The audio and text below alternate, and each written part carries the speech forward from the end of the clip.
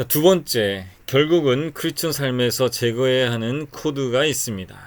결국은 제거해야 되는 코드. 바로 이분법적 사고입니다. 바로 듀얼리즘이라고도 하죠. 세상과 사람을 보는 시각과 관련된 문제입니다. 눈 보이시죠? 오늘 통틀어 주제 가운데 그 맥락에 흐르는 핵심 주제는 바로 우리 시각입니다. 시각과 우리 눈과 관련된 문제를 오늘 조금씩 다 다뤄보려고 합니다. 먼저 우리 듀얼리즘, 이분법적 사고가 얼마나 위험한지에 대해서 영화를 하나 보고 가겠습니다. 영화 제목은 장미의 이름, 아주 유명한 영화죠. The Name of the Rose. 자, 이분법적 사고, 절반만 누리며 사는 인생. 이 이분법적 사고는요, 종교인들이 흔하게 가지고 있는 시각적 오류입니다. 즉, 우리 눈과 관련된 오류다. 어떤 상황을 제일 먼저 받아들이는 것이 오감 중에 우리 눈이죠. 운전할 때도 우리 가장 중요한 것은 우리 눈입니다. 여기서 오류가 나면 우리 모든 몸들이 잘못 반응할 수밖에 없다라는 거죠. 여러분, 적어도 10년 이상 신앙생활을 해온 사람이라면 누구나 겪는 현상이 바로 이 이분법적인 사고입니다. 흑 아니면 백, 이 두 개만 나눠서 사는 거죠. 이 이분법적 사고는 겪어야 정상이라고 할 수 있습니다. 즉, 성과 속, 거룩한 것과 악한 것, 이 둘로만 세상을 나누는 사고방식을 이야기하는 것이죠. 세상을 볼 때 이 두 가지로만 분류를 해낸다라는 것입니다. 다음 이분법의 핵심 단어를 쥐고 있는 퀴즈를 맞춰보시기 바랍니다. 우리가 이런 것들을 늦지 않게 이런 시각을 걷어내는 것이 중요하기 때문에 여러분들이 이분법적 시각을 가지고 있는지 아닌지를 없는지를 분별해 보도록 하겠습니다. 자, 먼저 밑줄 친 단어의 뜻으로 알맞은 것은, 자, 어제 만든 PPT 엉망진창 그 잡채인 듯. 우리 MZ 용어 퀴즈죠. 그 잡채. 그 다음 주말인데 7시에 눈이 떠지다니 직장인 그 잡채다. 여기서 밑줄 친 그 잡채의 뜻이 무엇일까요?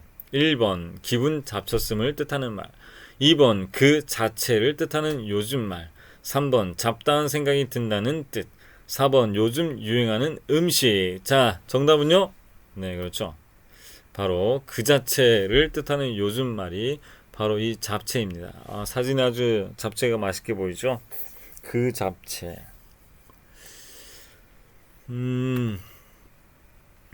자, 이분법적 사고 오류의 핵심이 바로 그 자체, 그 잡채라는 것입니다. 영어로는 itself. 여러분, 선과 악을 그 자체로 이분화해서 구별해내는 것이 바로 이분법의 오류 핵심이에요. 다음 몇 가지 질문에 여러분들이 답변해보면 자신이 이분법적 시각에 얼마나 노출되어 있는지 금방 알 수 있을 것입니다. 한번 여러분들 답변해보시죠. 자, 돈은 선한 것일까 악한 것일까? 선한 것입니까 악한 것입니까? 네, 두 번째, 섹스는 선한 것일까 악한 것일까요? 다음 세 번째, 화를 내는 것. 이것은 선한 것일까요 악한 것일까요? 자, 그리고 네 번째, 이성과의 스킨십은 선한 것일까요 악한 것일까요? 5번, 욕을 하는 것은 선한 것일까요 악한 것일까요? 뭐 당연하게 답이 나오겠죠. 6번, 게임을 하는 것은 선한 것일까요 악한 것일까요? 자, 한번 구분해 봅시다. 왼쪽은 선한 것, 오른쪽은 악한 것으로 분류를 해 봅시다. 자, 돈은 선한 쪽, 악한 쪽? 악한 거예요, 선한 거예요? 이쪽으로 넣어볼까요? 네, 일단 악한 거. 자, 그 다음에 섹스는요, 선한 것일까요 악한 것일까요? 네, 이것도 역시 이쪽으로 가볼까요? 네, 악한 것으로. 자, 그 다음 분노는 선한 것일까요 악한 것일까요? 역시 이것도 악한 것으로 한번 넣어봅시다. 자, 그 다음 스킨십은 악한 것일까요 선한 것일까요? 아이고, 악한 것으로 넣어봅시다. 저 음지에 속해 있다 싶은 것들은 다 이리 가네요. 자, 욕한 거. 욕은요? 네, 역시 악한 것으로 분류를 해봅시다. 게임은요? 네, 역시 악한 것으로 분류를 해보죠. 뭐 선한 거 없나? 술은 어떨까요? 술은 역시 네, 악한 것으로 가볼까요? 자, 그 다음 또 해봅시다. 이성교제는 선한 것일까요? 악한 것일까요? 그 다음 거짓말하는 것은 선한 것일까요? 악한 것일까요? 자기가 잘할 수 있다고 말하는 것은 겸손일까요? 교만일까요? 나 이거 잘해요 라고 말하는 거. 자, 10번 열심히 하는 것은 선한 것일까요? 악한 것일까요? 11번 K-팝은 선한 것일까요? 악한 것일까요? 12번 예배는 선한 것일까요? 악한 것일까요? 뭐 대부분 여러분들 답이 나오시죠? 또 나눠봅시다. 자, 선한 것은 왼쪽, 악한 것은 오른쪽. 이성교제 어디로 보낼까요? 이번에도 역시 악한 것으로 보냅니다. 자, 거짓말, 네, 악한 것으로 보내고요. 자, 그 다음에 I can, 난 할 수 있어요 라고 말하는 거, 뭐 교만일까요? 겸손일까요? 네, 뭐 교만이라고 보고 악한 것으로 보내볼게요. 열심은 어떨까요? 열심은 역시 아이고야 좋은 거죠? 네, 열심 낸다는데 뭐 그죠? 자, K-팝은요, 금지시켜야 되나요? 네, 악한 것으로 보고 예배는요, 아이고 역시 이거 뭐 두말 껍질 선한 거겠죠. 자, 할례 받는 거 어떨까요? 얘는 아이고 선한 거. 네, 그다음 자, 그런데 자 한번 따져봅시다. 말라기서 1장 10절에 만군의 여호와가 이르노라 너희가 내 제단 위에 헛되이 불사르지 못하게 하기 위하여 너희 중에 성전 문을 닫을 자가 있었으면 좋겠도다. 내가 너희를 기뻐하지 아니하면 너희가 손으로 드리는 것을 받지도 아니하리라. 여러분 뭐 얘기죠? 네, 하나님 굉장히 싫어하시는데 이게 뭐냐면 예배입니다.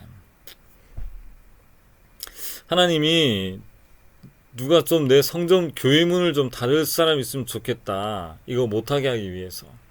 제발 여기 와서 헛되이 불사르지 못하게. 헛되이 예배 드리지 않게 누군가 교회 문 좀 닫을 사람 있으면 좋겠다. 내가 너희를 기뻐하지 아니하고 너희 손으로 드린 것을 받지도 아니하리라. 아니 왜 하나님은 이 선한 예배를 받지도 않겠다라고 하시는 거죠? 위의 경우 하나님이 싫어하시는 것은 네, 예배겠죠. 예배도 자유로울 수 없다라는 것입니다. 말라기서 1장 6절에 내 이름을 멸시하는 제사장들아 나 만군의 여호와가 너희에게 이르기를 아들은 그 아버지를 종은 그 주인을 공경하나니 내가 아버지일진데 나를 공경함이 어디에 있느냐 내가 주인일진데 나를 두려워함이 어디 있느냐 하나 너희는 이르기를 우리가 어떻게 주의 이름을 멸시하였나이까 하는도다. 여러분 이 구절을 보면요 예배도 그 자체로는 선하다라고 말할 수는 없다 라는 것으로 보입니다. 왜냐하면 예배 그 자체만으로 선하다면 하나님이 이렇게 너희들 중에 좀 성전 문 닫을 사람 있으면 좋겠다 헛되이 드리는 것 좀 안 하면 좋겠다 라고 하지 않았을 것이다 라는 것입니다. 그래서 자체로 선한 것은 아니다 라는 것이 말씀해 놨죠. 자, 여호수아 2장 4절에 그 여인이 그 두 사람을 이미 숨긴지라 이르되 과연 그 사람들이 내게 왔었으나 그들이 어디에서 왔는지 나는 알지 못하였고 그 사람들이 어두워 성문을 닫을 때쯤 되어 나갔으니 어디로 갔는지 내가 알지 못하나 급히 따라가라 그리하면 그들을 따라 잡으리라 하였으나 그가 이미 그들을 이끌고 지붕에 올라가서 그 지붕에 버려놓은 3대에 숨겼더라. 이거 누구 얘기죠? 네, 기생 라합이 그 정탐꾼들 숨겨줬을 때 일어난 일이죠. 정탐꾼들을 숨겨주고 그 정탐꾼들을 잡으러 온 사람들이 들이닥쳤을 때 라합이 거짓말했다, 진실을 이야기했다. 네, 2장 4절, 5절 전부 거짓말이죠. 이미 숨기고 나서 사람들 어디 왔는지 나는 알지 못한다. 거짓말이잖아요.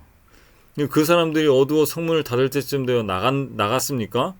아니잖아요. 지금 숨겨놨잖아요. 어디로 가는지 내가 알지 못하나 급히 따라가라. 그리하면 그들을 따라 잡으리라. 진실입니까? 아니잖아요. 거짓말이잖아요. 자, 이런 거짓말한 라합에 대해서 히브리서 11장 31절에는 어떻게 평가를 했나 봅시다. 믿음으로 기생 라합은 정탐꾼을 평안히 영접하였으므로 순종하지 아니한 자와 함께 멸망하지 아니하였도다. 여러분 라합은 거짓말장이 아닌가요?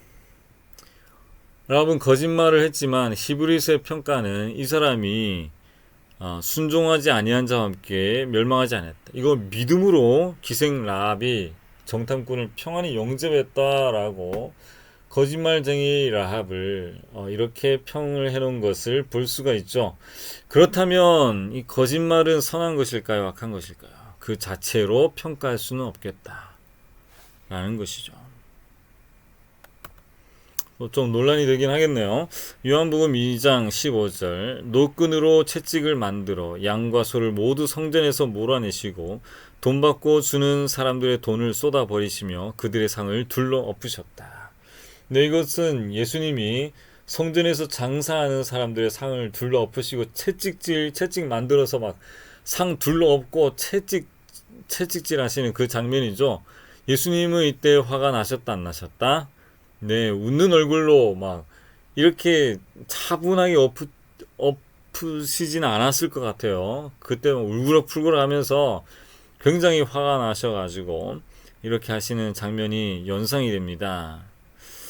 자, 예수님은 이렇게 화를 내셨는데 그럼 예수님은 이 화를 내는 것이 악한 것일까요? 선한 것일까요? 또 논란에 부딪히겠죠. 자, 에베소서 4장 26절에 분을 내어도 죄를 짓지 말며 해가 지도록 분을 품지 말고. 자, 그렇다면 분을 내라는 말입니까? 내지 말라는 이야기입니까? 화를 내는 것 자체가 악하다는 것입니까? 선하다는 것입니까? 네, 분을 내어도 죄를 짓지 말며. 그러니까 화를 내는 것 자체가 악하다라고는 말 못한다라는 거죠. 그리고 분을 해가 지도록 품지 말라라고 그 유통기한을 말씀하고 있는 거죠.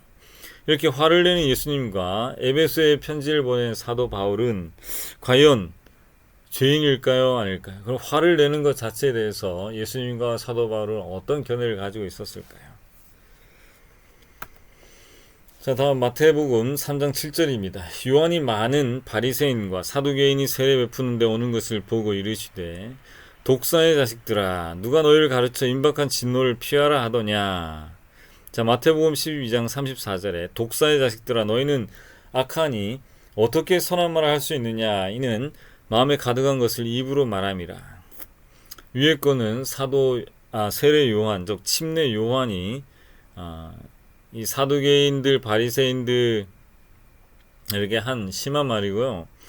이 두 번째 독사의 자식들아라고 하는 것은 예수님이 하신 말씀입니다. 독사의 자식들아, 그 당시에 이 뱀새끼라는 거잖아요. 굉장히 이 뱀새끼들아 이 말이거든요. 이건 욕일까요? 아닐까요? 그 당시 아주 심한 말 또는 욕이었다라는 것을 알 수가 있죠.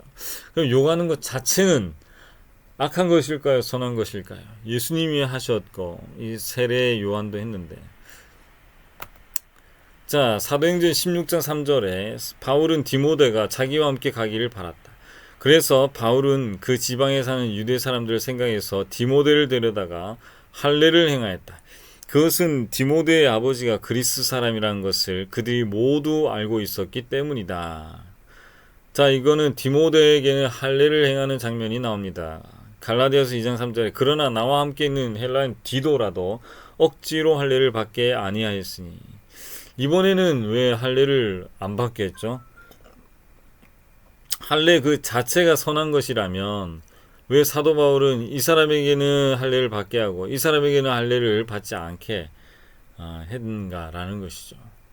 그 자체가 선한 것인데, 근데 할례도 그 자체로는 선한 것이다, 선한 것이 아니다라고 말할 수 없다라는 것이죠. 자, 디모데전서 5장 23절. 이제부터는 물만 마시지 말고 내 위장과 자주 나는 병을 위하여는 포도주를 조금씩 쓰라. 포도주 뭐죠? 네, 술이죠. 그러면 술 자체는 악한 것인데 왜 디모데에게는 이렇게 사도 바울이 편지를 써서 포도주를 마시라고 이야기를 하는 것일까요? 술도 그 자체로는 악한 것이 아니다라는 것을 우리가 알 수가 있습니다. 자체로 선하다 악하다라고 말할 수 있는 건 뭐가 있을까요? 자, 등등 얼마든지 질문을 만들 수가 있죠. 만약 이 질문에 선하다거나 악하다고 그 자체로 선하다 악하다라고 답을 내고 있는 분들은 모두 이분법의 오랜 덫에 걸려 있는 것입니다. 왜냐하면 세상에 그 자체로 선하거나 악한 것은 없는데 이는 세상의 모든 것은 하나님이 지으셨기 때문이다 라고 말씀하고 있다라는 거죠. 근데 하나님이 이 세상의 모든 것을 지으셨는데 그 자체로 악하다? 하나님이 악한 걸 지으셨다? 그 자체로 선하다? 라고 말할 수 있는 게 없다라는 것입니다. 신학 시대에도 이런 시각의 문제들로 어려움들이 있었음을 몇 가지 논쟁을 통해 알 수가 있습니다. 소개할게요. 디모데전서 4장 3절에 혼인을 금하고 어떤 음식물은 먹지 말라고 할 터이나 음식물은 하나님이 지으신 바니 믿는 자들과 진리를 아는 자들이 감사함으로 받을 것이니라. 자, 음식물 논증이 나왔어요. 어떤 음식물 먹지 말라. 왜요? 그 자체가 악하다라고 이야기한다라는 거죠. 하지만 음식물은 하나님이 지으셨다. 그래서 믿는 자들과 진리를 아는 자들이 감사함으로 받으면 된다라고 디모데에게 편지를 하고 있네요. 또 4장 3절 4절에 하나님께서 지으신 모든 것이 선하매. 자, 이제 답이 나왔죠. 하나님이 지으신 모든 것 예외가 없어요. 모든 것이 선하다라는 것입니다. 그리고 감사함으로 받으면 버릴 것이 없다라는 것이죠. 하나님의 말씀과 기도로 거룩하여집니다.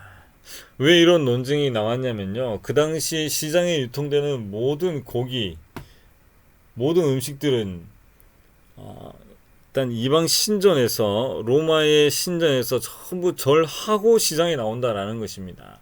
그러면 그렇게 나온 고기들 먹을 수 있나요? 이방 신상 앞에서 절하고 나서 나온 음식들인데, 그런데 어떤 믿음 좋은 사람들은 이걸 먹어요. 네, 이거는 이방 신들 앞에 나왔지만, 이 신들 앞에 절하고 나왔지만, 이거 하나님이 지으신 것 자체는 악한 게 없습니다. 하나님 모두 선하게 지으셨기 때문이죠. 그래서 여러분들이 감사함으로 받고 굶어 죽지 마세요. 이거 드세요. 라고 얘기했지만, 또 믿음이 약한 사람들은 어떻게 얘기하냐면, 아니 신전 앞에 이렇게 나온 거를 우리가 어떻게 하나님 믿는 사람들 이걸 어떻게 먹어? 이 악한 것을 신전 앞에서 절하고 나온 것은 다 우상 제물인데 이걸 어떻게 먹니? 우리 굶어도 못 먹는다 라고 했을 때 이런 논쟁이 있었다라는 것입니다. 그래서 사도 바울이 교통정리를 해주죠. 너 굶어 죽지 말고 거기서 나온 것이라도 원래는 하나님이 다 선하게 지으셨으니까 이거 그냥 감사함으로 받으면 안 버려도 된다. 감사함으로 먹어라. 그리고 하나님의 말씀과 기도로 다시 거룩해질 수 있다.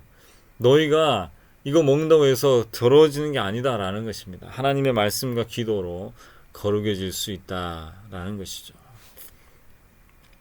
그 자체가 악하고 그 자체가 선한 것은 없다라는 것입니다.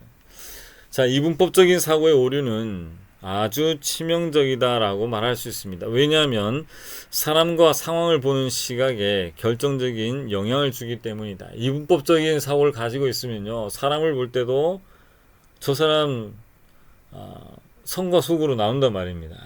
그리고 그 상황을 볼 때도 저 사람 자체가 악하다, 자체가 선하다, 저 사람 세속적이다, 그렇지 않다, 영적이다라고 그 자체로 이분법적인 잣대를 가지고 나눈다라는 거죠.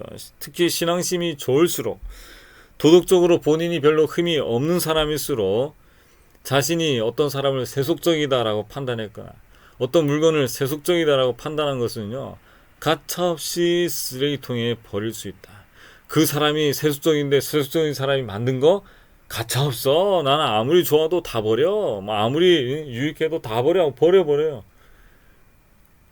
문제는 그것을 영적 혹은 세속적으로 판단한 그 사람의 기준이 바르지 않을 수 있다. 이렇게 아까 우리가 테스트 해본 것처럼 이렇게 오류를 낼 수 있다라는 거죠. 그런 자신의 판단으로 사실은 안 버려도 되는 음식물을 싹 버렸다. 그 집의 사람들 다 굶어 죽었다. 안 굶어도 되는 거 지금 굶어 죽은 거거든요.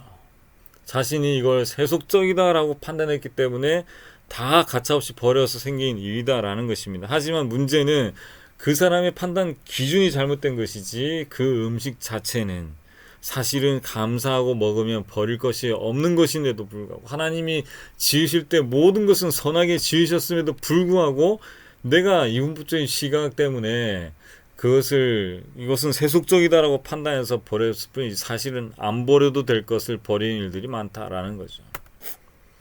자, 그 쓰임의 방향을 고려하지 않고 그 자체로 분별한 이분법적인 시각은 어떤 결과를 가져올 수 있느냐. 결국 이분법적인 것에 푸는 이 오류를 푸는 열쇠는 디렉션, 그 방향입니다. 그 자체는 아니다. 그 자체가 선하다. 그 자체가 세속적이다라고 판단할 수 있는 것은 아무것도 없다라는 것입니다. 자, 그러면 이런 이분법적인 시각은 어떤 결과를 가져올까요? 첫 번째, 정죄. 가장 큰 문제가 정죄죠. 남을 정죄하는데 이분법적인 시각을 가진 사람은 머뭇거림이 없습니다. 바로 정죄해버려요. 게다가 세속적이라는 판단이 딱 섰잖아요. 그러면 가차없이 쓰레기통으로 보내버립니다. 그래서 세상의 절반 이상이 아마 쓰레기통에 가 있을 소지가 높다라는 거죠. 가차없이 버려요. 사실 안 버려도 되는 것임에도 불구하고. 자, 욥기 32장 3절 말씀입니다. 또 새 친구에게 화를 내면 그들이 능히 대답하지 못하면서도 욥을 정죄함이라. 욥의 새 친구들이 욥을 정죄했죠. 로마서 2장 1절 그러므로 남을 판단하는 사람아 누구를 막론하고 내가 핑계하지 못할 것은 남을 판단하는 것으로 내가 너를 정죄함이니 판단하는 내가 같은 일을 행함이니라. 네, 판단과 정죄 같은 말인데 판단하는 사람의 특징이 뭐라고요? 네, 남을 판단하는 것으로 자기가 자기를 정죄할 수밖에 없다. 판단하는 네가 같은 일을 행한다. 같은 일이 뭐예요? 그 사람 악하다라고 했는데 본인도 악한 걸 행하고 있다라는 거죠. 로마서 8장 1절에 그러므로 이제 그리스도 예수 안에 있는 자에게는 결코 정죄함이 없나니. 근데 예수 안에 있으면 결코 never 정죄가 없단 말입니다. 그런데도 불구하고 나는 예수 안에는 정죄가 없지만 나는 정죄할 거야 라면서 본인은 무슨 자신감인지 예수님보다 그 위에 있는 사람인지 예수님이 정죄 안 하는 것을 본인이 정죄하고 나서더라. 이게 이분법적인 시각이 가져다주는 대단한 용기죠. 두 번째, 세상의 절반 이상이 들어있는 쓰레기통.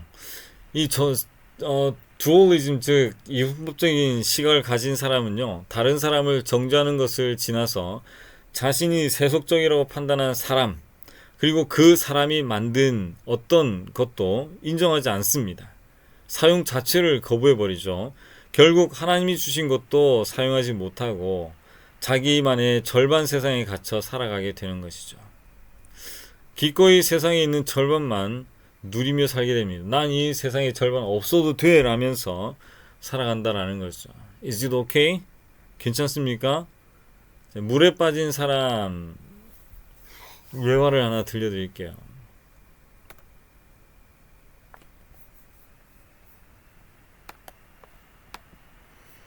자, 또 필요 없네요.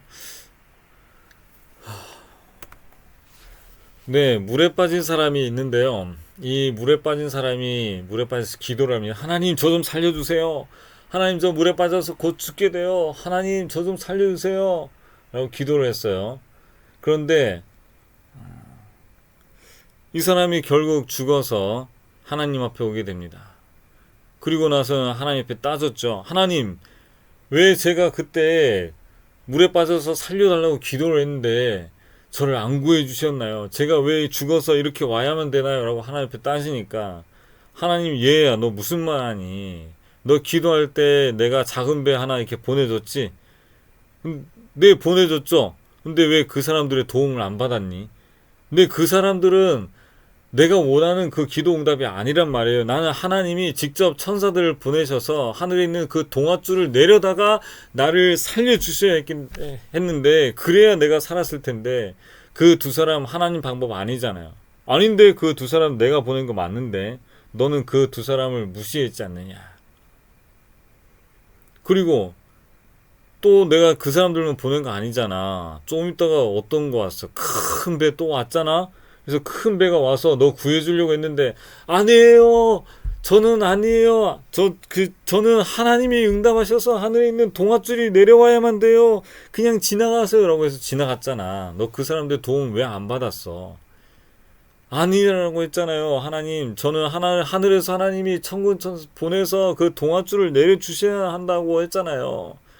그리고 내가 그것만 보냈어? 하다도 안 돼가지고 내가 헬기 보내줬니 안 보내줬니? 헬기 왔죠, 당연히. 헬기 와서 저를 구해주려고 했지만 그거는 헬기에서 내린 동아줄이지 하늘에서 내린 천사들이 보내준 동아줄 아니잖아요. 그래서 저는 그거 붙잡고 살 수가 없었어요. 그래서 결국은 이 사람이 빠져 죽게 되어졌다라는 거죠. 여러분, 이게 무슨 말입니까? 하나님은 특별 은총으로만 사람을 살리지 않는다라는 거죠. 특별 은총만 역사하는 게 아니고 하나님이 만들어 놓으신 약과 하나님이 만들어 놓으신 의술, 하나님이 만들어 놓으신 이 일반 은총들, 여러 가지 구조물들을 통해서 하나님 역사하시는데 사람이 이걸 무시한다라는 거예요. 일반 은총을 무시하고 특별 은총만 하나님이 주신 것이다. 이게 이분법적인 시각을 가진 사람의 커다란 오류다. 그래서 결국 그 물속에서 빠져 죽고 만다라는 것이죠. 하나님에 대한 오해죠. 자, 그러면 어떻게 할 것인가? 이제 세 번째 이야기 가보겠습니다. 핵심은 방향입니다. direction. 선악간의 분별하는 기준은 언제나 그 잡채가 아니라 그 방향이라는 것입니다. 이분법을 해결하는 방법은 그 사용 방향에 집중하는 것입니다. 내가 이것을 어떤 방향으로 사용할 것인가. 돈을 사용하는 방향이 선하면 돈을 선하게 사용할 수 있고요. 돈을 벌고 돈을 사용하는 방법이 악하면 그 돈은 악한 것이 됩니다. 그래서 뭐뭐 하는 것 그 자체가 라는 생각과 말이 아주 자연스러운 사람, 그 자체가 악한 거야. 자체가 좋은 거야 라고 하는 게 자연스러운 사람은 여전히 이분법에 오래된 함정에 빠져 살고 있을 가능성이 높다라는 거죠. 자, 문제는 방향이라고 했죠. 다시 한번 우리 선한 것인지 악한 것인지 분별을 해보도록 합시다. 자, 이 돈 어떻게 할까요? 돈은 악한 것인가요? 어떻게? 얘는 뭐 섹스는 그럼 선한 것인가요? 분노는 악한 것이고 스킨십 자체는 뭐 선한 것인가요? 욕은 어떨까요? 악하고 뭐 게임은 선한 것이다 악한 것이다 그 자체로는 얘기할 수 있다 없다? 술은 그 자체로 악하다 그 자체로 선하다라고 말할 수 있나요 없나요? 네, 문제는 방향이다. 선한 것 그 자체로 선한 것 그 자체로 악한 것은 없고 문제는 이 섹스를 사용하는 방법이다라는 것입니다. 여러분, 부부간의 섹스는 해야 됩니까? 악한 것입니까? 선한 것입니까? 네, 해야만 되는 것이죠. 그래야 자녀가 나온다라는 것이잖아요. 그런데 남의 여자랑 남의 남자랑 부부간의 법적인 관계에 의해서 하는 섹스는 어떻게 되죠? 네, 그것이 바로 악하다, 죄다라는 것입니다. 그 방법을 잘못 사용하면 죄가 되는 것이다. 문제는 방향이다. 그 자체가 아니다. 스킨십도 분명히 스킨십을 해야 되는 관계 내에서는 부지런히 해야 서로가 살 수 있는 것입니다.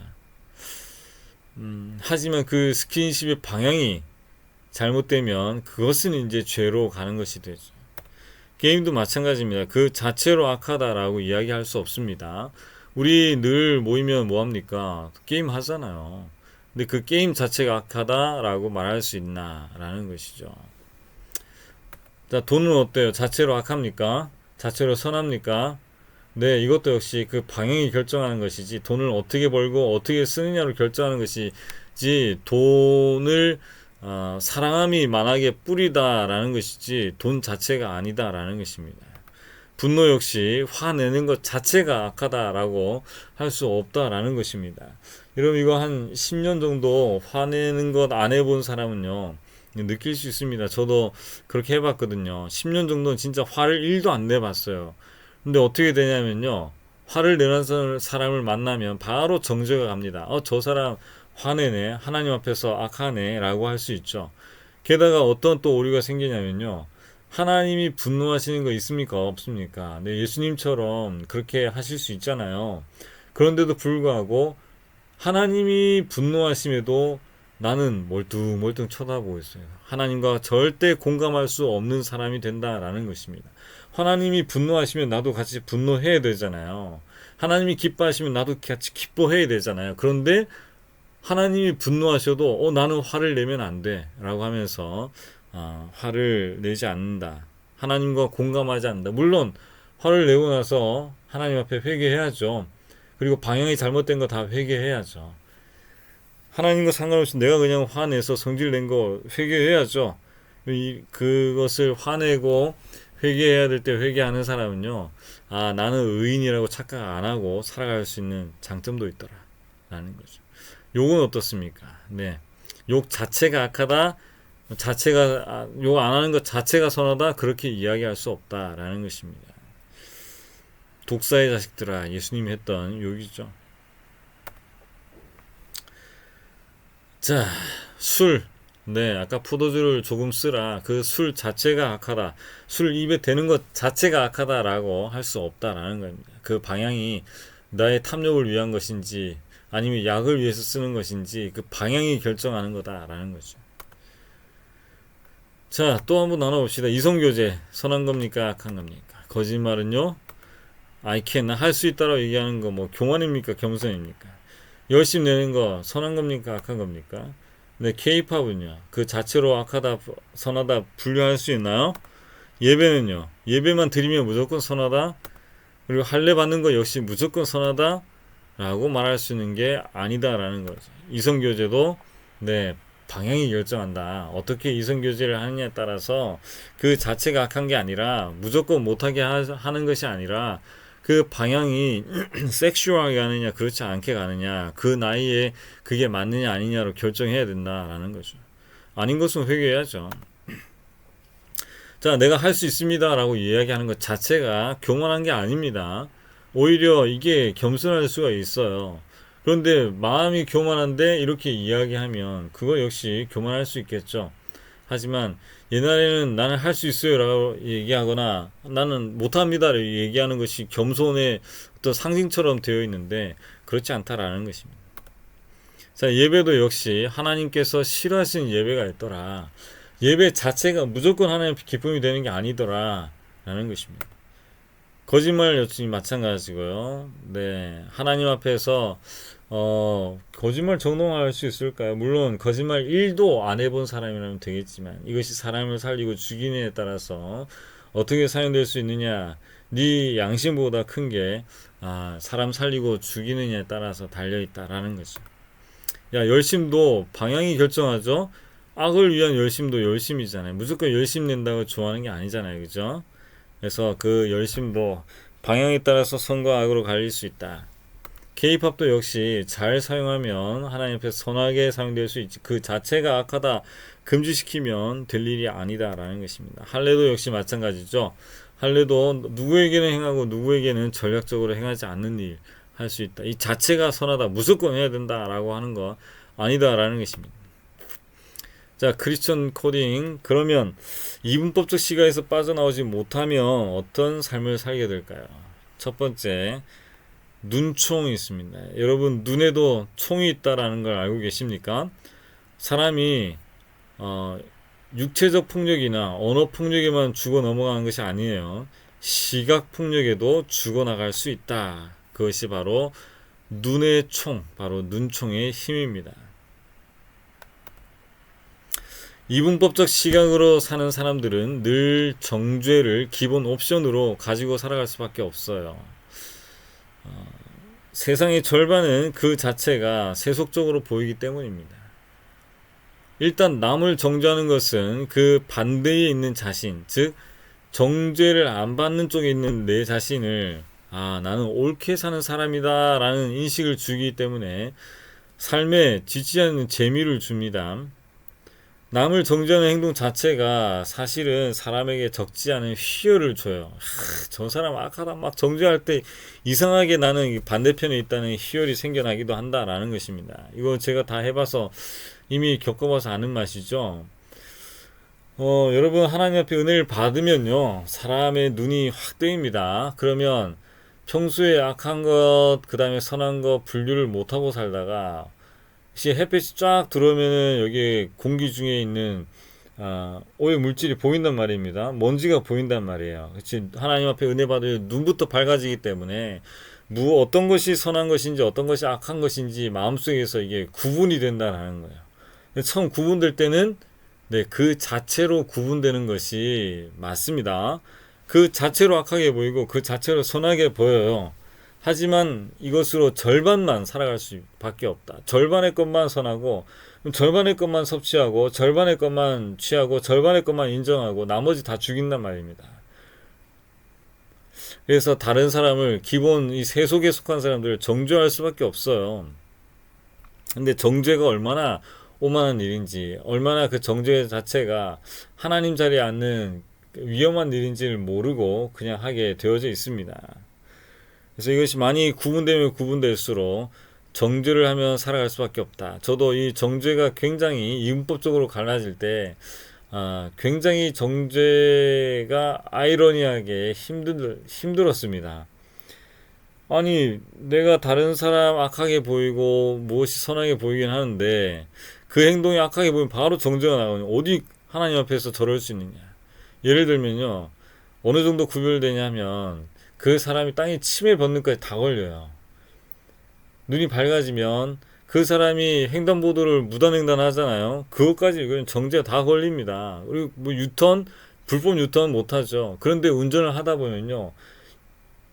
중앙선을 안 넘고 운전할 수 있는 방법이 없어요.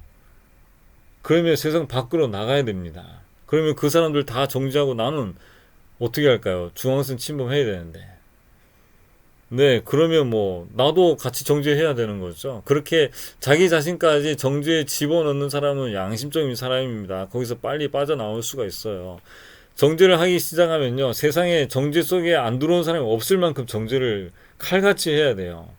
저는 이 정죄라는 것에서 빠져나오기 위해서 어떻게 했냐면요, 다른 사람이 옆 땅에 침을 착 뱉잖아요. 그러면 빨리 정죄가 막 나갑니다. 저 사람이 막 악하고 막 이렇게 할 때 바로 나도 어떻게 하냐면 정죄하는 것 자체를 막기 위해서 나도 같이 땅에 침을 뱉었어요.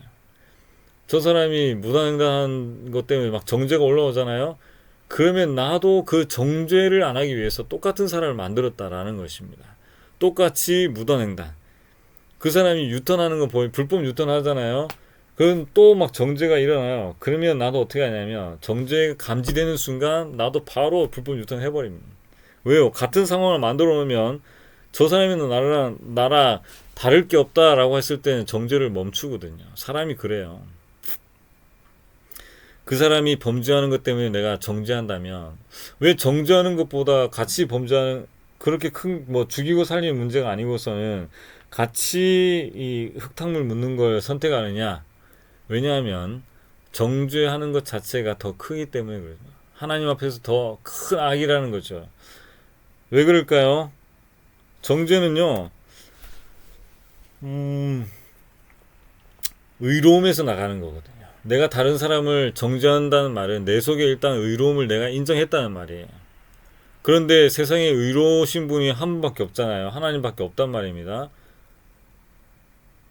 분명히 성경이 이야기하고 있잖아요. 의인은 없나니 하나도 없도다.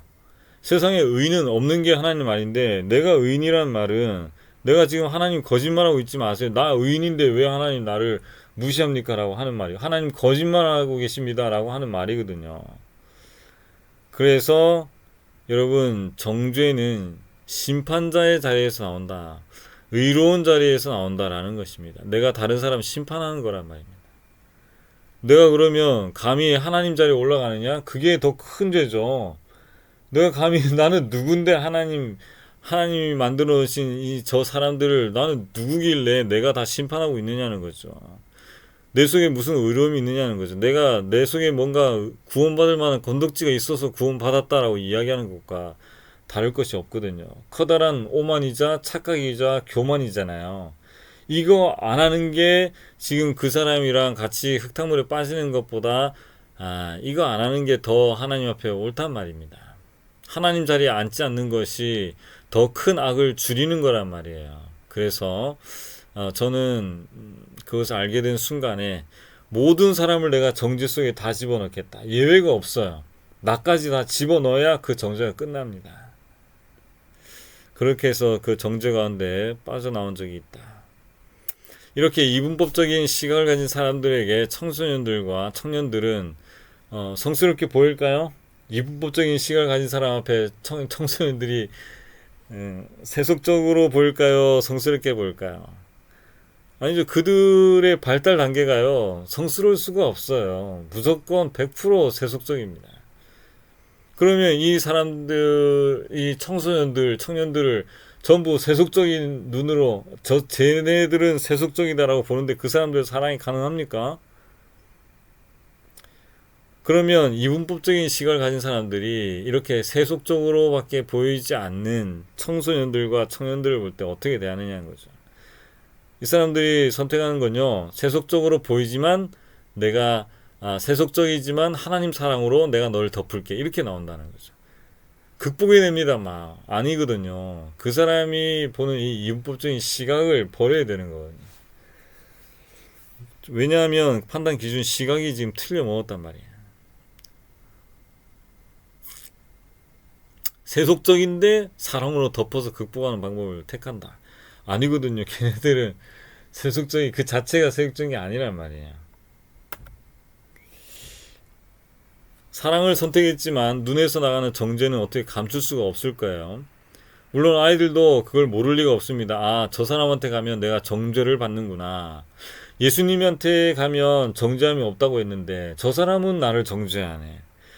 예수님한테 가면 정죄함이 없는데 나에게만 오면 정죄함이 생기는 이 모순, 어떻게 해결할 거냐는 거죠. 정죄와 심판은 의로움에서 나간다. 그럼 나는 누구이길래 정죄와 심판까지도 하고 살아가는지 질문해 보면 이제 어떻게 해야 될지 답이 나온다라는 것입니다.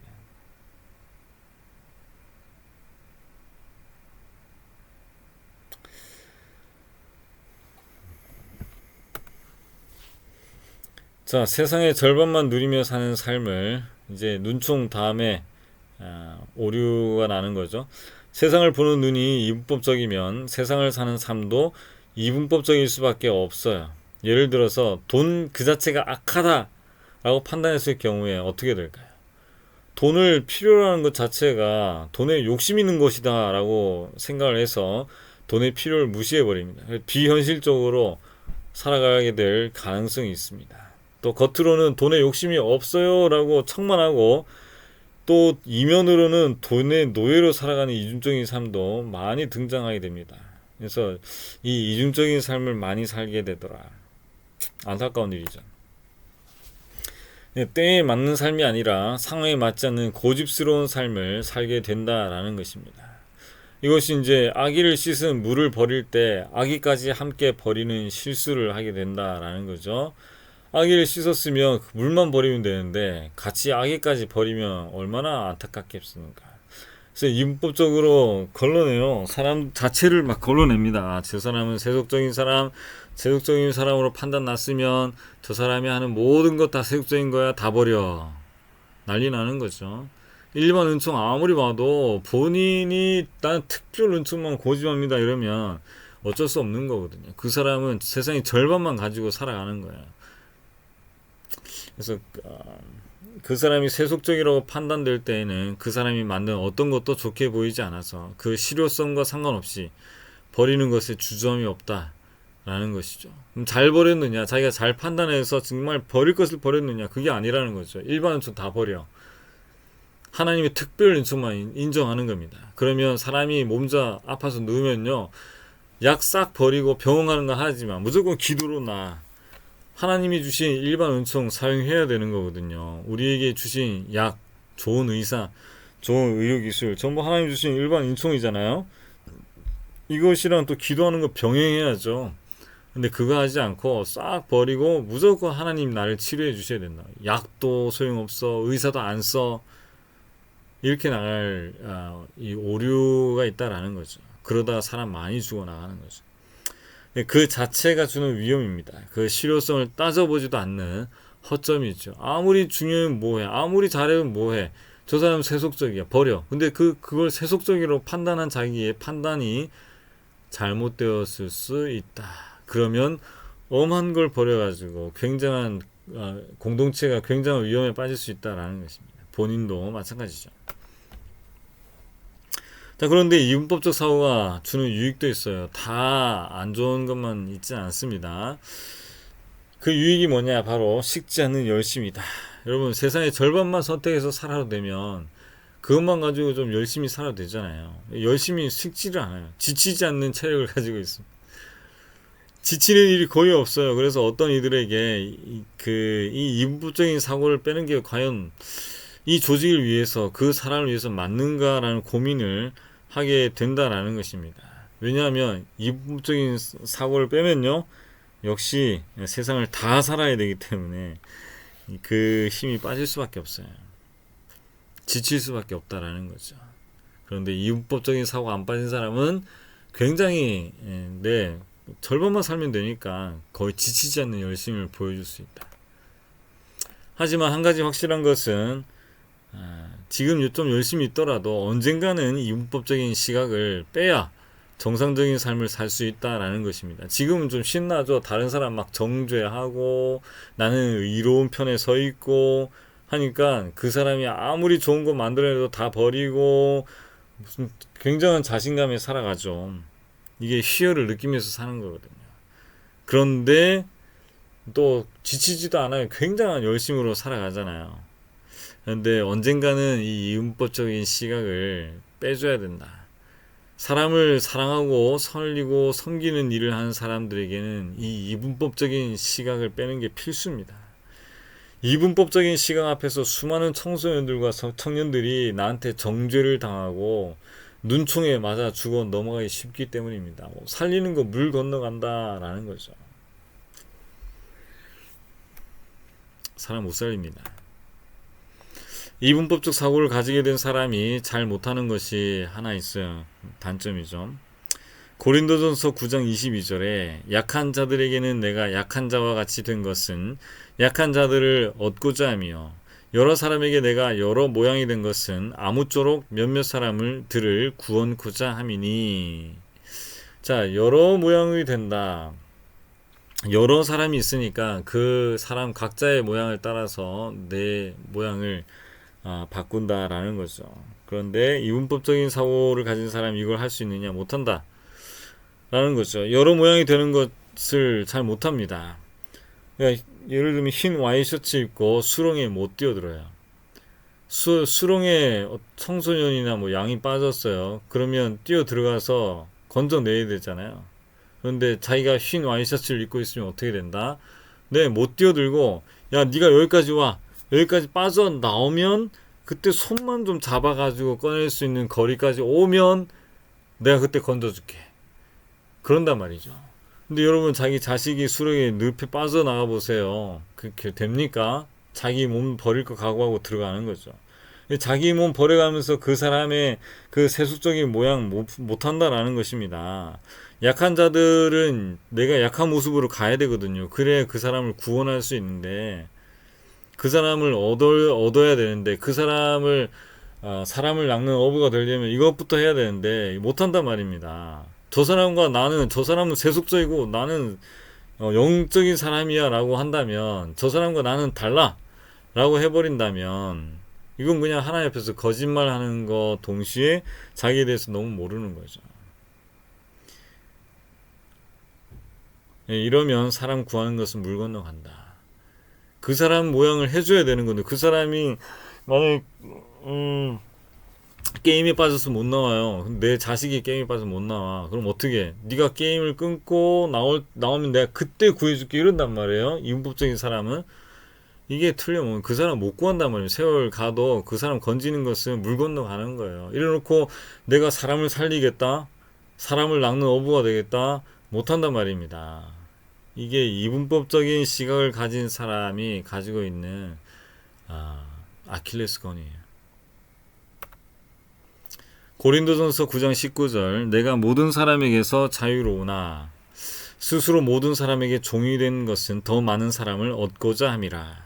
사도 바울이 고린도 교회에 이 편지 보냈단 말입니다. 내가 더 많은 사람 얻기 위해서 그 자유롭지만 이 자유를 좀 포기하고 그 사람 모양을 취해준다라는 거예요. 같이 연약하게. 유대인들에게 내가 유대인과 같이 된 것은 유대인들을 얻고자 하며 율법 아래 있는 자들에게는 내가 율법 아래 있지 아니하지만 율법 아래 있는 자같이 된 것은 율법 아래 있는 자들을 얻고자 하며. 이걸 이분법적인 시각을 가진 사람이 할 수 있을까요? 자기가 세속적이라고 보는 사람의 모양을 자기가 취할 수 있느냐 말이죠. 그 사람 같이 될 수 있냐? 게임에 지금 중독이 된 사람이 있는데 그 사람 구하려고 자기도 같이 게임판에 뛰어든다? 어림도 없는 소리죠. 그 사람이 막 욕하고 지금 뭔가에 막 중독돼 있는데 같이 욕하고 막 같이 화내고 막 가능한가요? 못한단 말입니다. 그 사람 게임방 들어가는데 따라 들어간다? 못하죠. 그런데 사도 바울은 내가 지금 자유하지만 그 사람 얻으려니까 그 사람 똑같은 모양처럼 된다라는 겁니다. 율법 없는 자에게는 내가 하나님께 율법 없는 자가 아니요. 자, 위에 건 웬만큼 하죠. 그런데 율법 없는 자는 이방인이잖아요. 안 믿는 사람이란 말입니다. 내가 안 믿는 사람도 아닌데 도리어 그리스도의 율법 아래에 있는 자이지만 율법 없는 자와 같이 된 것은 율법 없는 자들을 얻고자 합니다. 이 율법 없는 자 뭡니까? 불법한 사람이잖아요. 하나님의 말씀 모르는 이방인들이란 말입니다. 불신자들이 하는 그 사람들 얻으려고 내가 마치 나도 하나님 법 없는 사람처럼 그렇게 그 사람 모양 취한단 말입니다. 그런데 이분법적인 시각을 가진 사람은 절대 이걸 못해요. 왜요? 이게 세속적이기 때문에 못한다라는 거죠. 이거 자체가 악하다라고 생각하기 때문에 그 사람의 모양을 푸는 것 자체가 그 사람과 같이 되는 것 자체가 안 된단 말이에요. 그래서 사람 살리는 거 포기하셔야 됩니다. 자, 이분법적 사고에서 벗어나는 방법이 있습니다. 5번째. 그러면 과연 이 이분법적 사고에서 어떻게 벗어나느냐? 방법은 바로 모든 걸 하이퍼로 끌어올려야 합니다. 여러분들 열심도 하이퍼가 보통 열심이 아니고 최극강의 열심인 거야. 그러니까 어중간하고 조금 잘하는 상태에서 최상의 상태로 여러분들을 끌어올리셔야 됩니다. 실력도 최상의 상태로 끌어올리셔야 되고요. 여러분 열심도 최상의 상태로 끌어올리셔야 돼요. 여러분 의지는 당연히 최상의 상태로 끌어올리셔야 되고 여러분들 남을 정죄하는 것도 최상의 상태로 끌어올리셔가지고 세상에 나한테 정죄 안 당할 사람 아무도 없게 만들어놔야 된다. 그만큼 정죄를 하셔야죠. 하려면. 그래야 빠져나온다라는 것입니다. 7부 능선에 머물러 있지 말고 정상을 찍어야 빠져나온다라는 거예요. 여러분들 어중간하게 조금 잘하는 게 7부 능선이거든요. 7부 능선, 8부 능선에 있는 사람들의 특징이 그 정도 올라오면은 위에 있는 사람보다 아래에 있는 사람 더 많거든요. 위에 있는 사람한테는 눈치 좀 보고 굽신굽신하고 아래에 있는 사람한테는 또 자기가 갑질하는 거죠. 그 사람들이 많으니까 그 정상까지 올라갈 이유가 없는 거예요. 하지만 정상까지 올라가셔야 됩니다. 여러분들이 신앙을요 중간에 그냥 조금 저 사람보다 낫다 뭐 웬만큼 리더 그룹이다 이거 안 되고 그냥 정상까지 올라가시라고요. 나보다 잘하는 사람 아무도 없어야 돼. 내 주변에 나보다 열심인 사람, 내 주변에 나보다 기도 오래 하는 사람, 나보다 전도 많이 하는 사람, 나보다 성경 많이 읽는 사람, 나보다 헌신적인 사람 없게 만들어 놔야 된다고요. 신앙생활, 실력, 열심, 겸손도 나보다 겸손한 사람 없을 만큼 톱을 찍어야 되고요. 심지어 정죄하는 범위까지 최상으로 올려야 됩니다. 여러분 내 정죄에서 벗어난 사람 아무도 없어야 돼요. 정죄하는 기본이죠.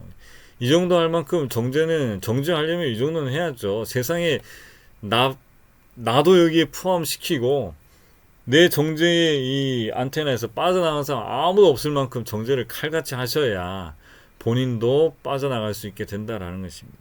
제일 문제는 어중간한 사람, 7부 능선인 사람, 탑을 찍지 않는 사람은 절대 어중간하게 정죄하고요. 절대 그 정죄에서 못 빠져나갑니다. 재밌는데 어떻게 빠져나와요. 자기 자신 거기서 쏙 빠지고. 그래서 모든 걸 하이프로 끌어올리셔야 돼요. 여러분 뭐 새벽기도 나가는 거, 밤기도 하는 거 이거 아니고 철회를 하셔야 돼요. 철회하시고 이것도 그냥 뭐 하루 이틀 뭐 일주일 이렇게 한 달 이렇게 하는 게 아니고 1년 동안 2년 동안 꾸준히 밤기도 새벽기도 마치고 나오셔야 된다고요. 이렇게 이 정도 열심을 하시고 전도는 뭐 틈나는 대로 뭐 기차를 탔으면 뭐 버스를 탔으면 길을 걸어가든 전도하시고 기도도 마찬가지고요. 신앙생활에 빠지는 게 어디 있어요. 예배란 예배는 다 참석하시고 헌신이란 헌신을 맡은 건 무조건 다 하시고 뭐 차량 운행 뭐 할 것 없이 다 하셔야 돼요. 다 하시라고. 이렇게 하셔야 여러분들이 이 정상의 톱을 찍어야 열심의 탑을 찍어야 그 다음에 여기서 빠져나올 수 있게 되는 길이 보이는 거예요. 어중간하게 남보다 조금 더 열심히 하고 남보다 조금 더 뭐 좀 잘하고 이걸로는 절대 못 빠져나옵니다. 그 재미에서 못 빠져나온다는 거예요. 운동을 배우는 사람이 몸에서 힘을 빼라는 지시를 받고 몸에 힘을 빼기 위해서는 아이러니하게도 오히려 반복 운동을 더 해야 돼요.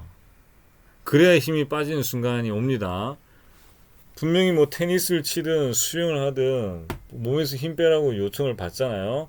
그러면 힘 이렇게 빼서 빼는 게 아니고 그거 하던 걸 더 해야 나중에 자동적으로 힘이 빠진다라는 겁니다. 그때부터 운동도 자세가 나오고 열심히 하게 되고 더 잘하게 된다라는 거예요. 그것처럼 여러분들이 이걸 왜 눈에 힘 뺀다고 빠지는 게 아니고 정죄할 사람은 이거 정죄 안 해야지 이렇게 사는 게 아니고 내 주변에 있는 모든 사람 예외가 없도록 정죄의 톱을 찍으셔야 된다라는 거예요. 나도 열애 없이 해야 그래야 내 주변에 있는 목사님도 내가 정죄 다 할 수 있고 전도사 뭐 내가 다 정죄할 수 있고 다 정죄할 수 있어야 그 사람이 정죄로 사람 살리는 게 아니구나. 정죄할 사람 세상에 정죄 안 받을 사람 없구나. 그러면 나는 누구냐 이렇게 질문해 들어가야 그때부터 나온다라는 거예요. 이분법적인 사고도 역시 이와 같은 하이퍼 열심, 최상 극강의 열심을 보여주셔야 자기 주변 반경 400km 이내에 자기보다 열심인 사람이 없을 정도로 열심을 내야 됩니다. 내 주변에 나보다 열심인 사람이 있다? 그럼 그 사람 실패. 정상을 찍으셔야 돼요. 주변에 반경 400km 이내에는 나보다 열심히 기도하는 사람 없어야 되고요. 나보다 오래 기도하는 사람 없어야 되고요.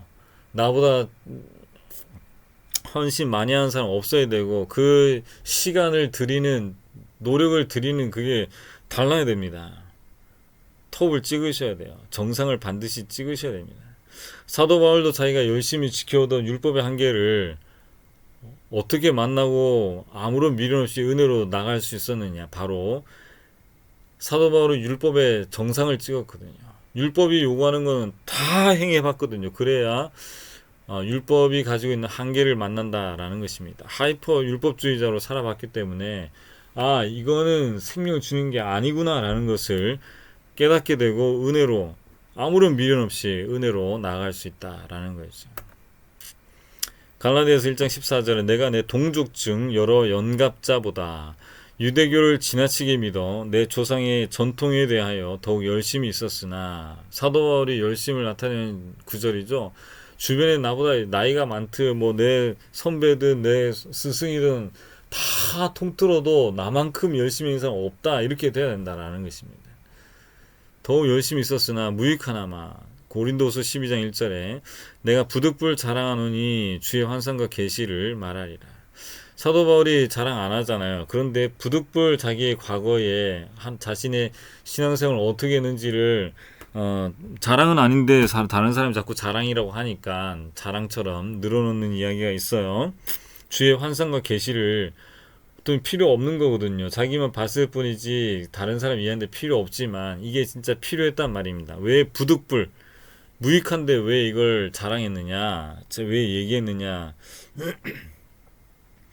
왜냐하면 자기의 자유스러운 모습을 보고 다른 사람들이 자꾸 저 사람은 저렇게 열심히 안 살 것이다, 저렇게 자유로운 모습이 있는데 율법이 저렇게 자유로운데 어떻게 율법을 저렇게 많이 행했겠느냐, 어떻게 열심히 안 했으니까 은혜를 자꾸 은혜의 방식을 취하지 라고 자꾸 이야기를 하니까, 그리고 자기가 이야기하는 모든 말씀이 자기 외모로 풍기는 이 나약함 때문에 자기가 은혜 많이 안 받은 사람처럼 보이기 때문에 그걸 부득불 얘기하기 시작했다라는 거예요.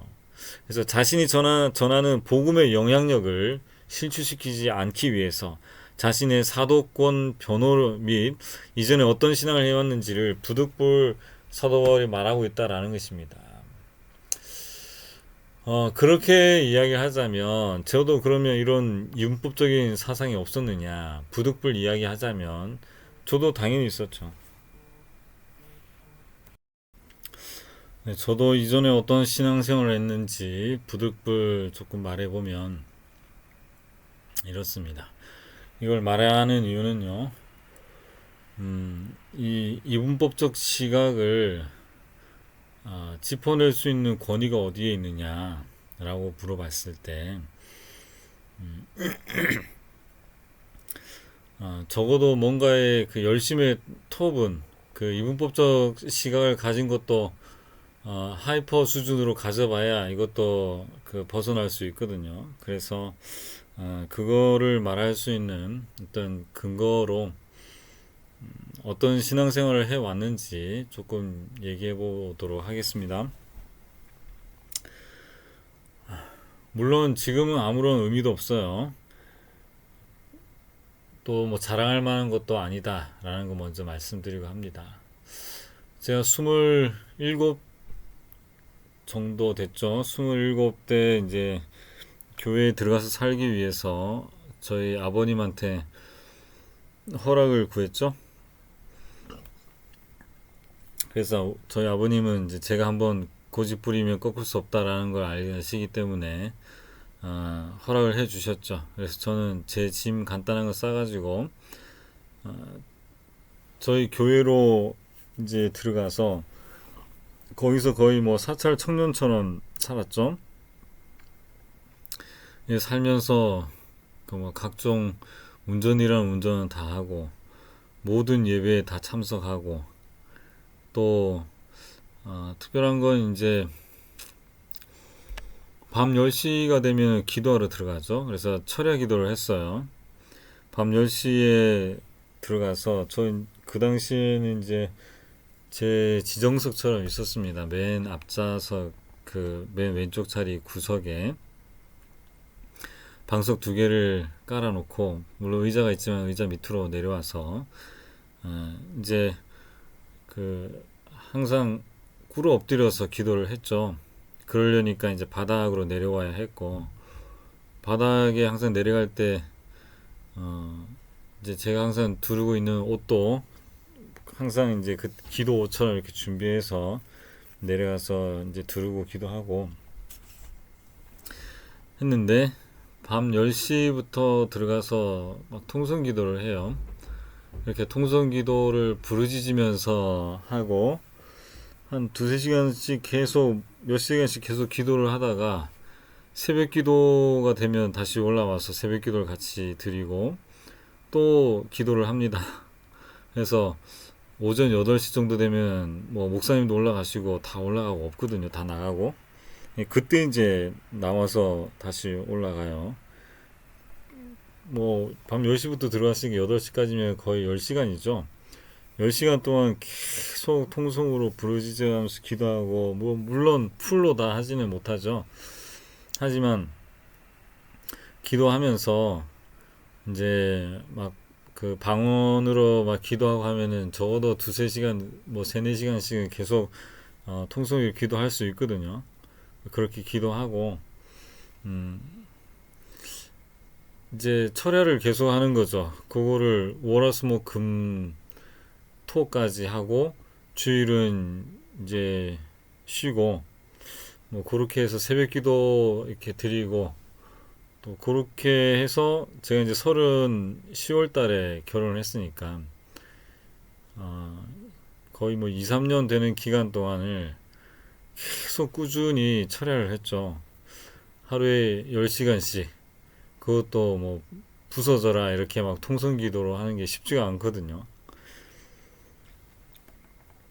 자, 그런 시간을 매일같이 10시간씩 해서 그렇게 이제 기도 생활을 하면 나중에 어떻게 될까요? 물론 이제 뭐 빛과 어둠이 잘 갈라지겠죠? 게다가 이제 정죄하는 거는 아주 기본 옵션으로 끼고 살죠. 그리고 주변에 뭐 나만한 믿음과 나만한 열심의 전도사들 뭐 주변에 있었을까요? 또 뭐 목사님들이 있었을까요? 제가 볼 때는 없었단 말이에요. 그러면 충분히 막 자랑할 만도 하잖아요. 또 성령의 체험도 많이 했고, 그런데도 그게 사실은 별로 의미가 없어졌거든요. 왜냐하면 이렇게 내가 볼 때는 그냥 톱을 정상을 찍었다라고 볼 수가 있겠죠. 여러분 그거 한번 해보시면 이게 얼마나 어려운 건지 알 수가 있어요. 안 해보면 그럴 수 있구나 그러지만은 이걸 꾸준히, 그것도 막 통성으로 부르짖으면서 이렇게 기도를 그 시간 동안에 적어도 3-4시간, 물론 뭐 하다가 졸다가 자다가 할 때도 있죠. 하지만 대부분 그 시간 동안 이제 기도를 하다 보면 본인이 이렇게 막 자부심 올라올 때 있단 말입니다. 뭐 목사든 전도사든 평신도든 다 정죄의 대상이 안 걸리는 사람이 없으니까요. 뭐 열심히 되나 아니면 뭐 응? 윤리적으로 뭐 정직한 거, 거짓말 안 하는 거, 그 당시, 요즘에는 뭐 거짓말 1년에 한 2번 정도 하는 것 같아요. 근데 그 당시엔 거짓말 1도 안 하던 시기였거든요. 게다가 뭐 깨끗하고 깔끔하고 또 열심 있고 모든 예배에 다 참석하고 모든 내가 섬길 수 있는 섬김은 다 하고 했던 시기니까 내 열심 따라올 사람이 주변에 없었단 말입니다. 뭐 반경 400km 이내는 진짜 없었을 거예요. 그 시기에. 뭐 아마 일주일이나 한 달 정도는 할 수 있었을 겁니다. 철야를 그렇게. 하지만 1년 넘게, 뭐 2년 넘게, 3년에 가깝게 그렇게 꾸준히 하기란 쉽지 않단 말이죠. 그래서 이제 그렇게 하던 시기니까 당연히 속에서는 이제 빛과 어둠이 진하게 갈라진단 말이죠. 그래서 세속적인 것들 무조건 다 걸리고, 아무리 신앙생활을 해도 세속적인 거 다 끄집어내려면 다 끄집어낼 수 있거든요. 그래서 다 걸리다 보니까 나는 막 정죄하면서 살아가는 거죠. 그 희열이 보통 아니에요. 다른 사람, 내 정죄에 안 걸리는 사람이 없으니까요. 뭐 장로든 전도사든 목사든 그 정죄에 다 걸린단 말입니다. 그러면 나도 그 기준에 넣어야 됐으니까 나도 넣었단 말이에요. 그래도 양심 지키고 좀 공평하게 한다고. 나도 다 걸리고.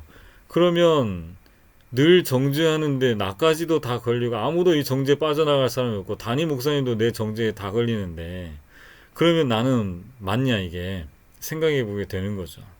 물론 톱을 안 찍었으면 이런 고민 안 해봤을 거예요. 하지만 이제 그렇게 모든 열심에 있어서 앞서보고 모든 이 율법적인 거를 칼같이 갈라내다 보니까 모든 사람이 내 눈에 정죄에 다 들어오는데 이 신앙생활이 맞나라는 거죠.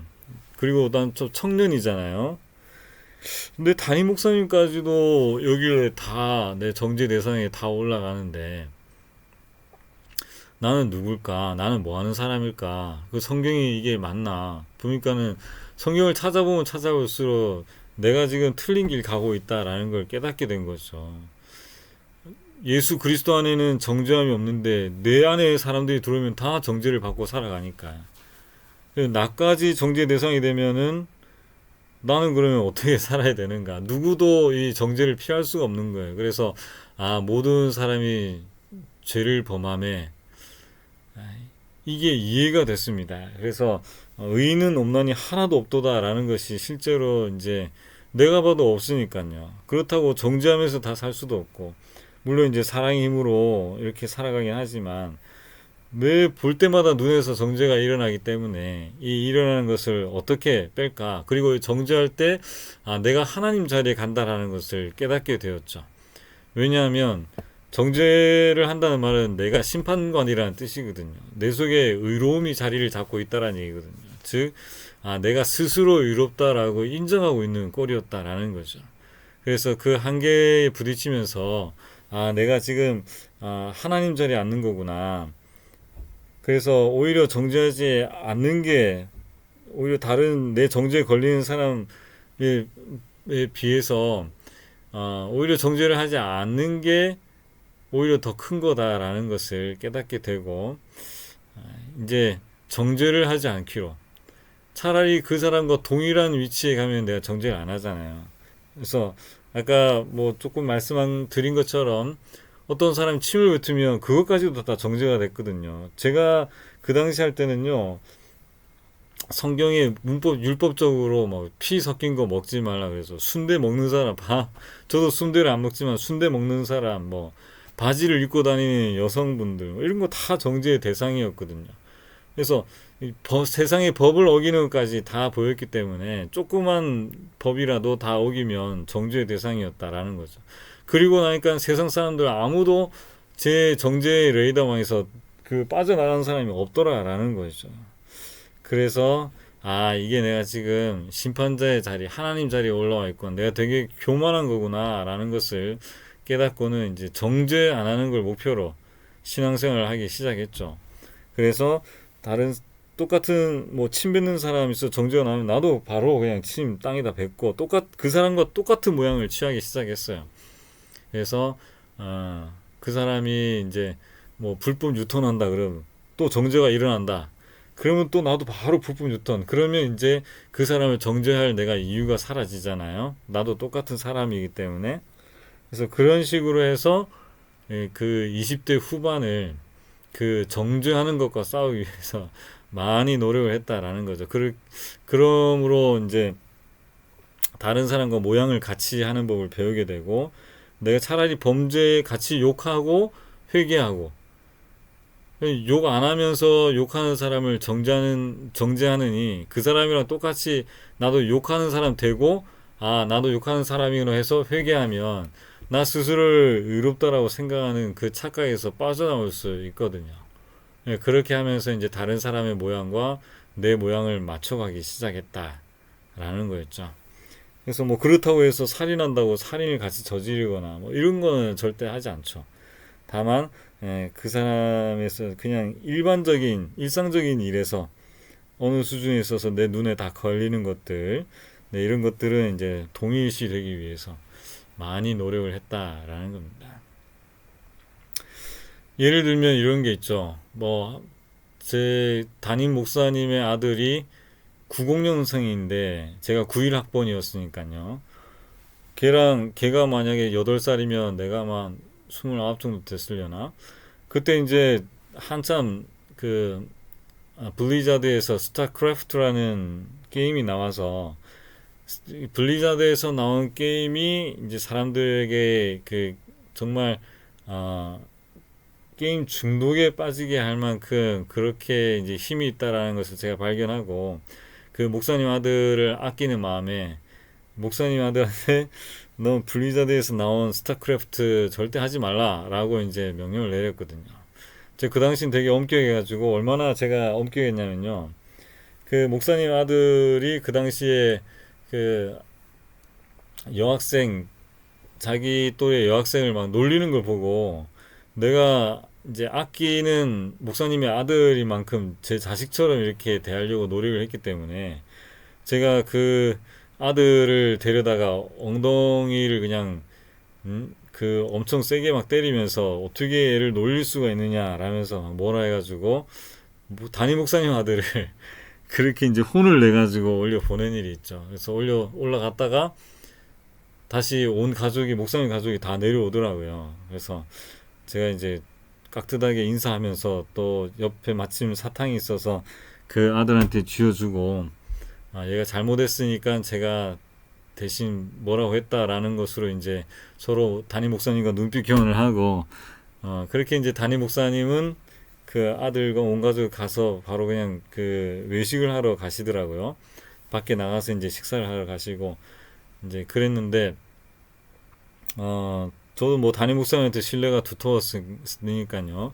이제 그만큼 제가 엄격했단 말이에요. 걔가 이제 나를 무서워하고 엄격했는데 그럼에도 불구하고 얘가 어떻게 하냐면 제 눈앞에서는 게임을 안 하는데 안 보이는 데서는 가서 게임을 하는 거예요.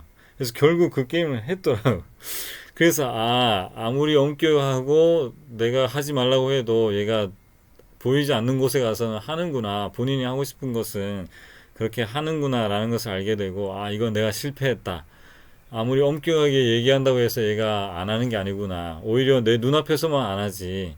그냥 얘가 이중생활을 하고 있더라고요. 그래서 이거는 이 아이에게 내가 실패다라는 것을 깨닫고 그 아이에게는 이제 하지 못하게 하는 것은 실패했다는 것을 인정하게 됐죠. 그러다가 이제 제가 그 강남중앙침례교회 고등처 전도사로 합격을 했는데, 그 주변의 전도사님들이 하는 얘기가, 고등처 전도사를 하려면 아, 그 스타크래프트 게임을 해야 된다라는 거예요. 그래서 그러면 좋다. 그러면 같이 똥물에 같이 오물에 같이 들어가는 거잖아요. 그 안에 들어가서 거기에 빠진 아이를 나도 옷 젖어가면서 데리고 나와야 되는 거잖아요. 내가 그 전까지는 네가 밖에 나오면 내가 너를 구원해 줄게 이렇게 해서 절대 같이 물 안 묻히고 이렇게 했는데도 얘가 못 빠져나오더라고요.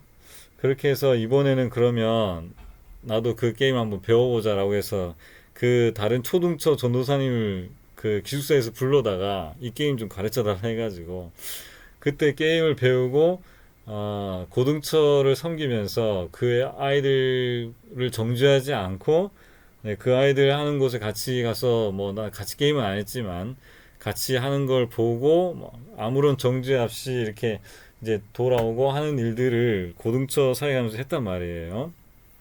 그래서 그 아이들이 나를 굉장히 좋아해 주더라고. 막 신뢰도 하고 나중에 떠나왔는데도 막 찾아오고 막 그렇게 하더라고요. 뭐 그만큼 이제 아이들과 다르지 않게 살려고 노력을 했었고, 물론 그것 때문에 저도 막 침해도 받고,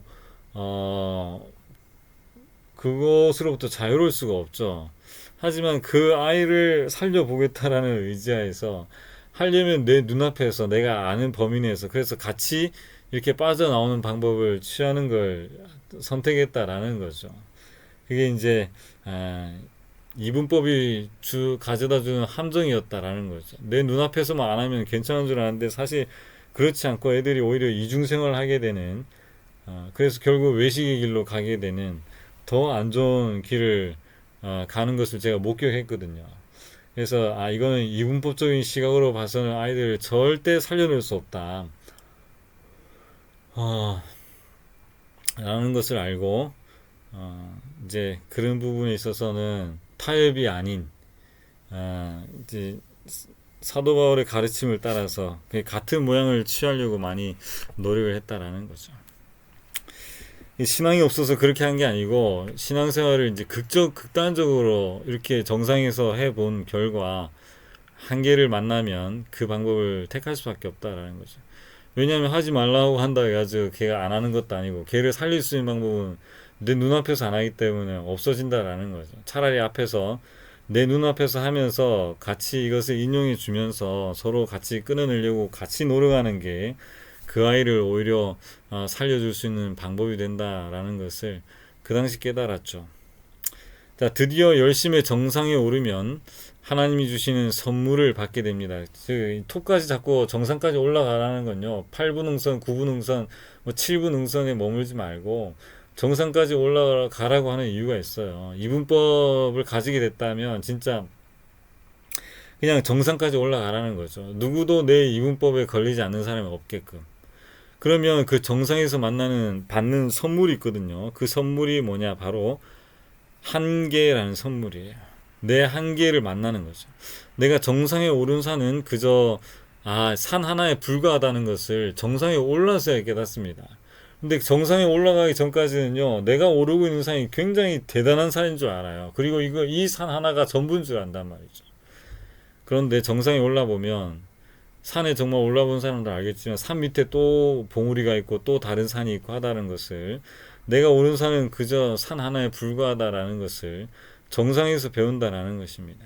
그리고 본인의 한계, 내가 사람을 살리려고 했던 그 모든 것들의 한계를 깨닫게 하고, 그러면 내가 살릴 수 있는 게 아니구나. 하나님이 살려주셔야만 하는 거구나. 내가 나 혼자 홀로 독야청청한다고 해서 사람 살릴 수 있는 게 아니구나. 걔랑 같이 그 수렁에 빠졌으면 수렁에 뛰어들어서 얘 손잡고 같이 나와야 되는 게 맞구나. 그 사람을 얻으려면 그 사람과 같이 되는 게 맞구나. 그리고 그 사람과 같이 되지 않으려고 막 많이 애쓰던 그것들이 사실은 뭐 나도 저 사람이나 나랑 별로 다를 바 없다라는 것을 사실 깨닫게 되거든요. 나는 저 사람과 달리 범죄하지도 않고 저 사람처럼 달리 뭐 이렇게 스스로 저 사람과 분리되는 건요, 그거 외식이거든. 세리의 기도가 그렇게 해서 하나님 앞에 빠꾸 당했잖아요. 그 가운데서 아, 그 아니 바리새인의 기도가 하나님 앞에 예수님 앞에서 외면당했잖아요. 나는 저 세리와 같지 않고 막 이러면서 스스로 그 세리와 나를 다르게 different 하다라고 생각하는 게 이게 그 거룩이 아니거든. 착각이거든요. 그래서 막 내가 그런 수렁에 들어가는 게 크게 막 생명이 지장이 있는 것처럼 아니면 내가 안 갈 사람인데 간 것처럼 이렇게 나는 그 수렁과 상관이 없는 사람인데라고 생각하는 거 크게 오산이다라는 거죠. 왜냐하면 예수님이 우리의 마음의 죄, 마음속으로 미워하는 게 살인이라고 했잖아요. 우리 마음속에서 다 일어나고 있는 건데 내 행위로 안 짓고 있다라고 생각해서 그 사람과 나는 달라요. 이렇게 생각하면 커다란 오산이라는 거죠. 사실 속에 있는 거는 다 똑같은데 그 사람 살리기 위해서 뭘 주저하느냐라는 거죠. 그 사람을 살리려고 했던 이 한계를 다다르게 됩니다. 결국 내 손으로 살리는 건 못한다. 내 힘으로 못 살린다. 내가 아무리 저 사람과 따로 논다고 해서 저 사람 살릴 수 있는 게 아니다라는 이 한계를 만나게 되면요. 그 사람에 빠진 수렁에 같이 뛰어들게 된다라는 거죠. 거기 가야 그 사람이랑 같이 올라오죠. 내가 정상에 오른 산은 그저 산 하나에 불과하다는 것을 알게 됩니다. 그리고 앞으로 넘어야 할 산이 수도 없이 많음을 보게 되고 이때가 사람이 겸손해지는 때입니다. 정상에 올라야만 사람이 겸손해집니다. 그 전까지는 8분응선, 9분응선에서 얼마나 기고만장한지 사람 모른다라는 거죠. 8분응선, 7분응선은요, 사람 기고만장해서 다른 사람 함부로 대하고 다른 사람 깔아뭉개고 다른 사람 힘들게 하고 갑질하고 거기서 하는 거란 말입니다. 정상에 오르면요, 더 이상 그런 일 없게 되어지고 정죄의 눈에서 비늘처럼 떨어져 나가는 그런 시기가 찾아옵니다. 거기 정상을 찍어야 이 정죄를 버릴 수 있다. 손에서 놓아줄 수 있다라는 거예요.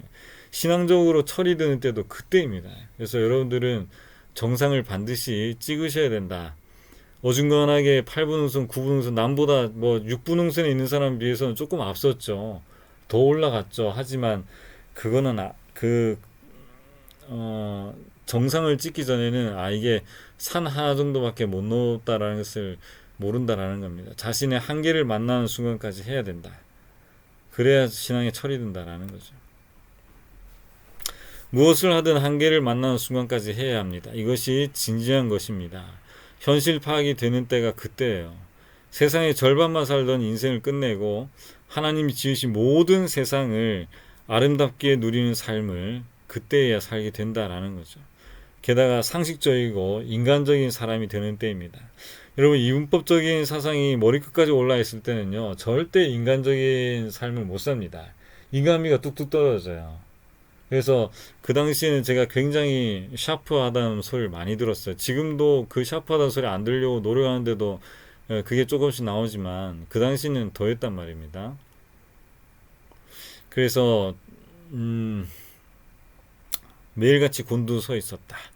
모든 사람을 다 분별하고 모든 상황을 다 세속적이냐 성스러운 거냐 다 갈라내고 있었다. 그래서 제 앞에는 사람이 다 가까이 올 수 없는 사람이었다라는 거예요.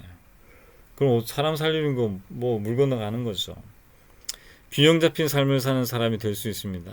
완전히 기울어질 수밖에 없어요. 이윤법적인 삶을 살면 거룩한 거 반쪽만 살기 때문에 그런 거죠.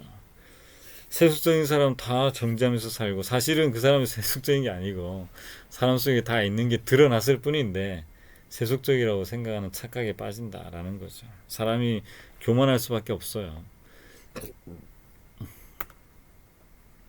사람과 하나님 앞에 은총받는 사람이 거기서 나옵니다. 그러니까 정상을 찍어야 모든 열심의 정상을 찍어봐야 신앙의 그 정상을 찍어봐야 거기서 철들고 거기서 겸손함 배우고 그때야 하나님이 필요하고 그때야 사람과 하나님 앞에 은총받는 사람이 될 수 있다라는 거죠. 사람을 진정으로 도울 수 있는 사람이 됩니다. 그 이전에는요 반쪽에 속한 사람밖에 못 도와요. 자기 편에 있는 사람밖에. 그 범죄하고 있는 사람, 그리고 그 가운데 연약한 사람, 뭐 자기 눈에 볼 때 세속적인 사람 절대 못 도와줍니다. 자기 와이셔츠 버리니까 손 못 내민단 말입니다. 그 사람 못 도와준다라는 거죠. 자기 옷 버릴까봐. 사람과 하나님 앞에 공감할 수 있는 사람이 됩니다. 뭐 이분법적인 사상과 함께 오는 게 이제 화를 못 내게 되죠. 화 내는 것 자체가 악하니까, 악하다고 생각하기 때문에 화 절대 못 냅니다. 그러면 나중에 화내는 사람 보면 정죄하게 되고, 하나님이 진노하셔도 나는 화 못 내요. 안 내. 근데 하나님하고 공감 못 하잖아요. 하나님 보시기에 악한 게 있는데 같이 하나님처럼 막 공분하고 분개하고 악을 보면 그렇게 해야 되는데, 악을 봐도 화가 안 나는 거 있죠. 하나님하고 지금 다르게 널뛰게 하고 있단 말이에요. 그게 참 절망감에 빠지는 순간입니다. 하나님과 공감 못하는 사람, 내가 뭐길래, 내가 뭐 착한 척 한다고 화 하나 안 내면서 하나님하고 절대 공감 못하는. 물론 이제 그러다가 화 내게 되면 꼭 하나님하고 공감만 할 때 화내는 게 아니라 자기가 성질나는 것도 다 화나게 되고, 이게 그 보물 터지듯이 터지기 때문에 주체할 수 없이 화내는 때가 또 생기긴 합니다만, 차라리 화를 내고 내가 그렇게 깨끗한 사람이 아니구나, 내가 의인이 아니구나라고 깨닫고 회개하는 게 오히려 화 안 내고 자기를 의인으로 착각하는 것보다 훨씬 낫습니다. 사람을 진심으로 잘 섬기려는 사람은 반드시 이분법적인 시각으로부터 자유로워지는 경험을 해야 합니다. 당연하죠. 자기 눈에 볼 때 세속적인 사람 어떻게 섬기겠어요?